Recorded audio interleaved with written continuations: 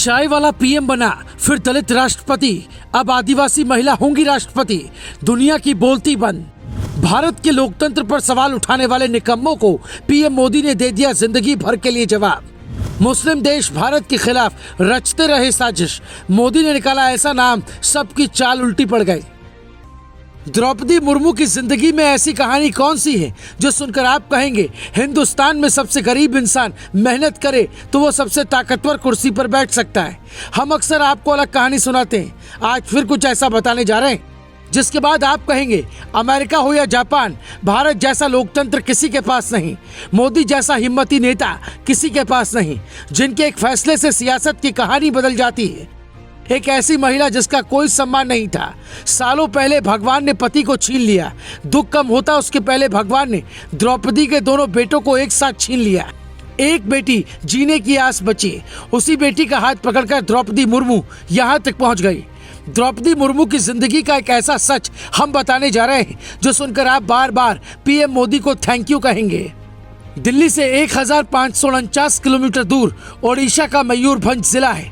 यहाँ के लोगों की जिंदगी का सच इतना है कि भारत में आज भी कुछ लोग आदिवासियों को इंसान नहीं समझते। आदिवासी आज भी भारत के वर्तमान से काफी पीछे हैं। पीएम मोदी अक्सर कहते हैं कि विकास आखिरी इंसान तक पहुँचना चाहिए, तो ये इसका सबसे बड़ा सबूत है। ये इतिहास लिखने से कम नहीं होगा। भारत में ब्राह्मण, ठाकुर, ओबीसी, दलित सबकी बात रोज होती है, लेकिन आदिवासी एक ऐसा हिस्सा जिसके बारे में आधा भारत जानता ही नहीं। फिर उनकी सच्चाई जो देश को 75 सालों तक बताई नहीं गई। बस लोगों ने इतना जाना आदिवासी समुदाय से है तो जंगल जमीन से प्यार करने वाला इंसान होगा। आप जानकर हैरान होंगे कि भारत में कुल 8.6% यानी करीब 10 करोड़ आदिवासी हैं, लेकिन आज तक किसी ने भी इस समुदाय को सम्मान नहीं दिया। इसलिए फैसला खास है। भारत में 1.07% सिख हैं, लेकिन राष्ट्रपति प्रधानमंत्री की कुर्सी हमेशा परोसी जाती रही है। कहने का मतलब यह है कि जो पढ़ा लिखा वर्ग है उसने अपनी भागीदारी सत्ता में खुद तय की। आदिवासी समुदाय के लोग सत्ता की ललक से ज्यादा जल, जंगल, जमीन बचाने में जुटे रहे। नतीजा उनको 75 सालों में पहचान नहीं मिली। इसलिए पीएम मोदी को शुक्रिया कहना चाहिए। ये लगभग तय है कि द्रौपदी मुर्मू राष्ट्रपति बन जाएंगी, लेकिन इससे ज्यादा जरूरी बात है जो जान लेनी चाहिए।